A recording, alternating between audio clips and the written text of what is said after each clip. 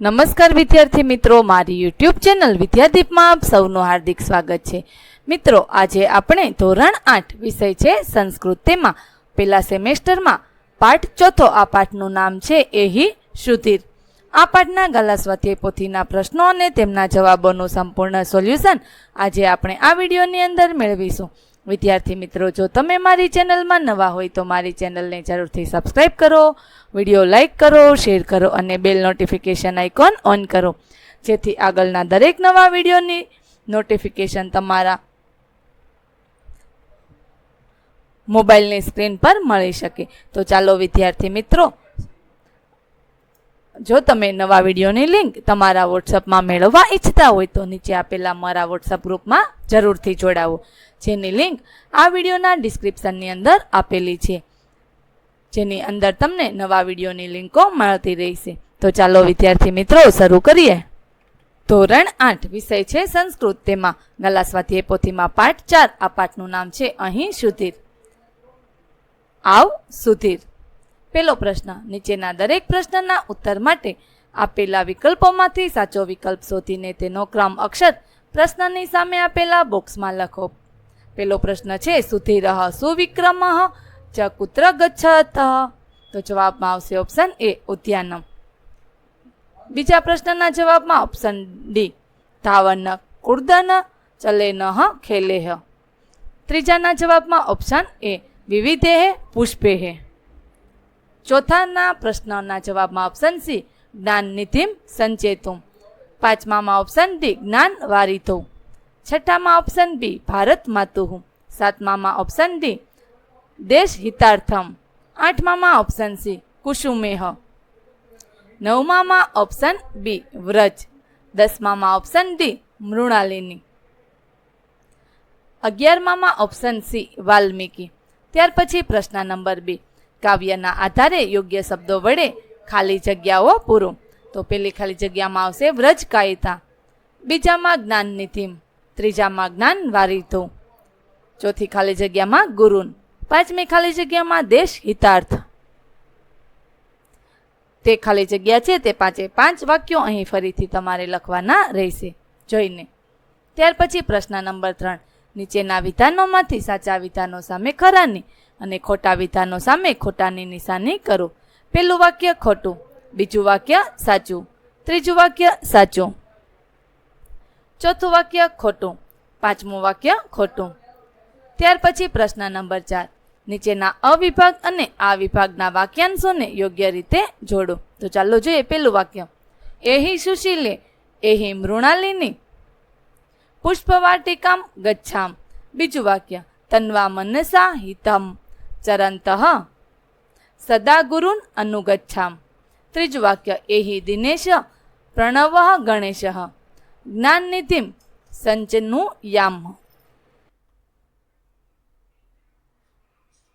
ત્યાર પછી પ્રશ્ન નંબર 5, નીચેના સંસ્કૃત શબ્દોના સાચા સમાનાર્થી શબ્દો તેની સામે આપેલા વિકલ્પોમાંથી શોધીને લખો. તો ચાલો જોઈએ. સમાનાર્થી શબ્દ શારદા, તો તેનો સમાનાર્થી શબ્દ થશે સરસ્વતી. ત્યાર પછી બીજું છે ખેલાંગણમ, તો તેનો સમાન શબ્દ થશે ક્રીડાંગણમ. ત્રીજું કુસુમમ, તો પુષ્પમ.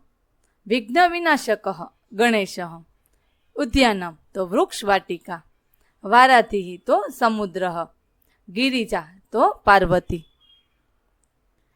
પ્રશ્ન નંબર 6, કાવ્યને આધારે નીચે આપેલા નામ અને ક્રિયાપદોના રૂપો ઓળખીને લખો. સુધીર નામ, સુશીલા નામ, ખેલેહ ક્રિયાપદનું રૂપ, અચાર્મહ તો ક્રિયાપદ છે અને જીવામ એ શબ્દ ક્રિયાપદ. પ્રશ્ન નંબર 7, નીચેના દરેક પ્રશ્નનો ઉત્તર એક વાક્યમાં સંસ્કૃતમાં લખો. પહેલો પ્રશ્ન છે વયમ કીદૃશી કાયા વિંદામહ. જવાબ વયમ વ્રજ કાયતામ વિંદામહ. ત્યાર પછી બીજો પ્રશ્ન વયમ કસ્ય હિતાર્થ જીવામહ. જવાબ વયઃ દેશસ્ય હિતાર્થ જીવામહ. ત્રીજો પ્રશ્ન વયમ સદા કાન અનુગચ્છામહ. જવાબ વયમ સદા ગુરુજનામ અનુગચ્છામ. ચોથો પ્રશ્ન બાલાહ કેનઃ વ્રજ કાયતામ વિદંતી. જવાબ બાલાહ ધાવન કુર્દન ચલૈનઃ ખેલઃ વ્રજકાયંતામ વિદંતી. 5મો પ્રશ્ન, બાલાહ કમ અર્ચિતુમ ઇચ્છન્તિ? જવાબ, બાલાહ ગણેશમ અર્ચિતુમ ઇચ્છન્તિ. 6ઠો પ્રશ્ન, બાલાહ કસ્ય સંચયમ કુર્વન્તિ? જવાબ, બાલાહ જ્ઞાનિસ્ય સવ્યયમ કુર્વન્તિ, સજયમ કુર્યન્તિ. 7મો પ્રશ્ન, બાલાહ કસ્યા સેવા સત્કારે તત્પરાહ સંતિ? જવાબ, બાલાહ ભારત માતુઃ સેવા સત્કારે તત્પરાહ સંતિ. 8મો પ્રશ્ન, બાલાહ દેશિતાર્થઃ કિમ ઇચ્છન્તિ? જવાબ, બાલાહ દેશિતાર્થઃ જીવામ ઇચ્છન્તિ. ત્યાર પછી પ્રશ્ન નંબર 8, નીચેના દરેક પ્રશ્નનો ઉત્તર એક વાક્યમાં ગુજરાતીમાં લખો.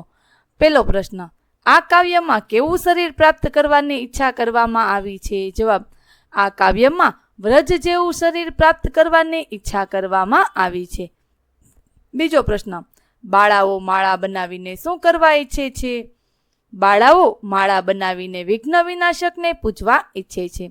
ત્રીજો પ્રશ્ન, સુધીર અને સુવિક્રમ ક્યાં જાય છે? શા માટે? સુધીર અને સુવિક્રમ રમતના મેદાનમાં રમવા જાય છે, કારણ કે રમતો વડે જ વ્રજ જેવું મજબૂત શરીર પ્રાપ્ત કરી શકાય છે. ચોથો પ્રશ્ન, પ્રણવ અને દિનેશ શું મેળવવા ઈચ્છે છે? જવાબ, પ્રણવ અને દિનેશ જ્ઞાનનો ખજાનો મેળવવા ઈચ્છે છે. પ્રશ્ન નંબર 9, નીચેના શ્લોકોનો ગુજરાતીમાં અનુવાદ કરો. પહેલો શ્લોક છે, એહી સુધીર એહી સુવિક્રમ ખેલાંગણમ ગચ્છામ ધાવન કુર્દન ચલેનેહે ખેલેહે વ્રજકાયતમ વિંદામ. તો આ શ્લોકનો ગુજરાતીમાં અનુવાદ જોઈએ, ભાષાંતર જોઈએ. આવ સુધીર, આવ સુવિક્રમા, આપણે રમતના મેદાનમાં જઈએ. આપણે દોડવાની, કૂદવાની અને ચાલવાની રમતો વડે વ્રજ જેવું મજબૂત શરીર પ્રાપ્ત કરીએ. ત્યાર પછી બીજો શ્લોક છે, તેનું ભાષાંતર જોઈએ. આવ સુશીલા, આવ મૃણાલિની, આપણે ફૂલવાડીમાં જઈએ. આપણે જાત જાતના ફૂલો વડે માળા બનાવીએ. વિઘ્ન વિનાશક શ્રી ગણેશને પૂજીએ. ત્યાર પછી પ્રશ્ન નંબર 10, નીચેના શ્લોકો પૂર્ણ કરો. તો ચાલો જોઈએ. પહેલો શ્લોક, તન્વા મનસા હિતમ ચરંતઃ સદા ગુરુન અનુગચ્છામ ભારત માતુઃ સેવા સત્કારઃ દેશ હિતાર્થ જીવામ. બીજો શ્લોક, એહી દિનેશ પ્રણવઃ ગણેશ જ્ઞાનનિધિમ સચિનુયામ એહી શારદે ગિરિજે વરદે જ્ઞાનવારિધ્યો વિહરામ. વિદ્યાર્થી મિત્રો, અહીં આપણે ધોરણ 8 વિષય છે સંસ્કૃત, તેમાં પાઠ 4 તેમનું સંપૂર્ણ સોલ્યુશન પૂરું કરીએ છીએ. આગળ પુનરાવર્તન 1નું સંપૂર્ણ સોલ્યુશન મેળવવા માટે મારી ચેનલને જરૂરથી સબસ્ક્રાઇબ કરો. વિદ્યાર્થી મિત્રો, ફરી મળીશું પુનરાવર્તન 1ની અંદર. ત્યાં સુધી આવજો. વિડીયો જોવા બદલ આપ સૌ વિદ્યાર્થી મિત્રોનો ખૂબ ખૂબ આભાર.